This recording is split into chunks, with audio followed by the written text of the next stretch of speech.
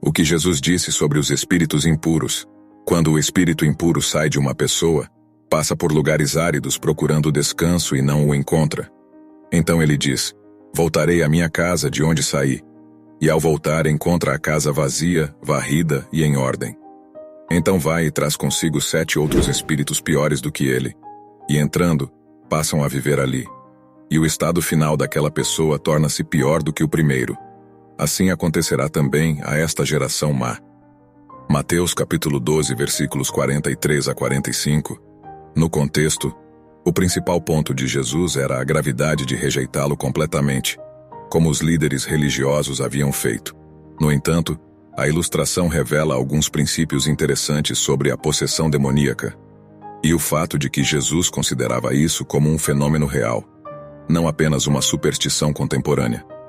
Depois de enfrentar o desafio dos escribas e fariseus, que pediram um sinal para provar que ele era o Messias, e de repreender sua falta de fé, Jesus voltou ao tema dos espíritos malignos.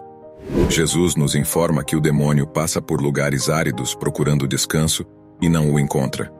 Embora não saibamos exatamente o que Jesus quer dizer com lugares áridos, pelo contexto parece se referir a estar em um estado de não estar habitando um homem. Isso pode nos lembrar que o corpo humano é majoritariamente composto de água, e o espírito impuro não consegue encontrar descanso ao passar por esses lugares sem habitar um ser humano. O descanso que busca parece ser possuir outro homem para atormentar. Pelo visto, alguns demônios buscam um hospedeiro humano, vendo um espaço vazio como um convite. O diabo não pode descansar onde não tem maldade para fazer aos homens.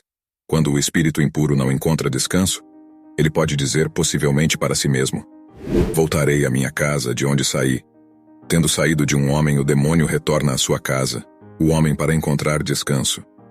Isso mostra que o homem está desocupado, varrido e em ordem espiritualmente, indicando que ele está pronto para ser ocupado novamente. Isso mostra que na batalha espiritual é preciso escolher um lado, não há meio termo. Há forças que se opõem aos indivíduos e só responderão e fugirão de um habitante mais forte. Apesar disso, o espírito impuro não entra imediatamente como esperaríamos. Ele vai e traz consigo 7 outros espíritos piores do que ele. E todos entram e possuem o homem. Talvez esse espírito inquieto que foi expulso recrute reforços para garantir melhor sua capacidade de permanecer possuindo aquela casa. Em vez de ser agitado por um espírito impuro, o homem agora está afligido por 8 espíritos malignos, como Jesus aponta, e sua condição final é pior do que a primeira. É terrível para um homem ser hospedeiro de um demônio, no entanto, ser hospedeiro de 8 é pior do que ser hospedeiro de apenas um. Depois disso, Jesus compara o homem possesso por demônios à geração maligna presente na época. Ele também destaca que ter uma casa limpa e organizada não significa nada para um demônio, se não houver alguém protegendo aquela casa. O fato de Jesus expulsar os demônios mostra que ele é mais poderoso do que os espíritos impuros. Até os discípulos, usando o nome de Jesus, expulsavam os espíritos malignos. Jesus chamou os 12 discípulos e deu-lhes autoridade sobre os espíritos impuros para expulsá-los e curar toda doença e enfermidade. Essa passagem é de natureza parabólica, usando situações da vida real para contar uma história e fazer um ponto. Tem relevância para a geração como um todo, porque é instrutiva para os indivíduos também. Tanto o Antigo quanto o Novo Testamento mencionam espíritos malignos, mas eles também são referidos como espíritos impuros, enganadores, mentirosos, espíritos demoníacos. Eles trabalham contra Deus, mas a Bíblia também nos diz que, em sua soberania, Deus pode escolher usar espíritos malignos para cumprir seus planos e propósitos, demonstrando que Ele é o soberano supremo do universo. Embora os espíritos malignos existam como parte da hierarquia do mal, com Satanás como seu líder, eles não têm a capacidade de rejeitar completamente o governo de Deus. Efésios capítulo 6, versículo 12. Nossa luta não é contra carne e sangue, mas sim contra os governantes, contra as autoridades, contra os poderes deste mundo de trevas e contra as forças espirituais do mal nas regiões celestiais. Jesus encontrou um homem possesso por múltiplos espíritos malignos. Ele pode ter começado com um demônio e terminado com uma legião. Foi somente quando Jesus tomou a localização principal em sua vida que sua condição mudou. Marcos 5, 3, 13. O homem vivia entre os túmulos e ninguém conseguia prendê-lo mais, nem mesmo com correntes, pois ele havia sido amarrado muitas vezes com algemas e correntes, mas ele rompia as correntes e quebrava as algemas. Ele era incontrolável. Dia e noite ele estava constantemente gritando e se ferindo com pedras afiadas.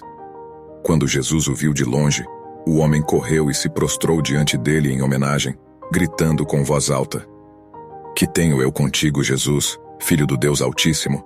Peço-te em nome de Deus que não me atormentes.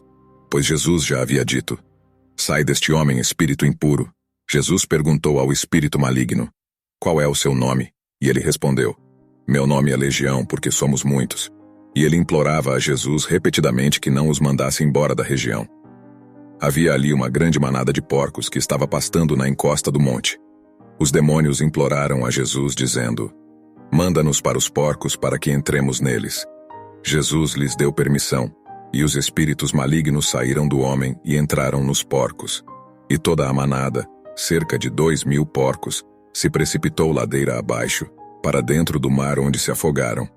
Em outras palavras, permaneça na área onde a vitória foi conquistada, protegido pela armadura completa de Deus.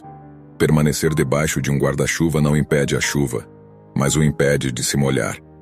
Nesta coisa chamada vida cristã, você deve se vestir para o sucesso quando seu número for chamado e você estiver sob um ataque satânico frontal completo no dia mau. Você deve estar usando a armadura completa de Deus.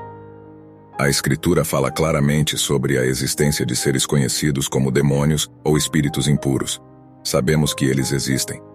A Bíblia diz o seguinte sobre suas características. 1. Um demônio que sai de um homem diz: Voltarei à minha casa de onde saí. Mateus 12:44. O demônio aqui exerce sua vontade para tomar uma decisão e depois age de acordo com isso. 2. Inteligência. Os demônios possuem conhecimento que não é derivado de fontes naturais. A primeira vez que Jesus confrontou um homem possesso na sinagoga de Cafarnaum, um demônio falou do homem e disse: Eu sei quem você é, o Santo de Deus. Marcos 1:24.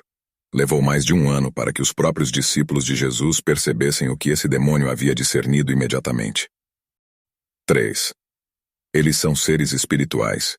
Os demônios são espíritos desencarnados. Não possuem qualquer forma física.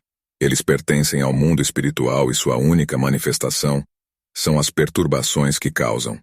Eles são seres espirituais que têm um intenso desejo de habitar corpos físicos. Aparentemente, sua primeira escolha é um corpo humano, mas quando eles permanecem em uma condição desencarnada, estão dispostos a entrar até mesmo no corpo de um animal, como visto em Lucas 8, 32, 33. 4. Personalidade. Os demônios são seres pessoais, pois têm atributos de personalidade como falar, fazer pedidos, agir com medo, raciocinar e tentar persuadir. 5. Diferentes graus de maldade. A Bíblia menciona que há graus de maldade entre os demônios. Jesus afirmou: Então vai e leva consigo outros 7 espíritos piores do que ele, e entrando habitam ali. E o estado final daquela pessoa torna-se pior do que o primeiro. Mateus 12. 6. Há muitos deles. A realidade de que existem muitos demônios faz com que a obra de Satanás seja algo que acontece em todo lugar.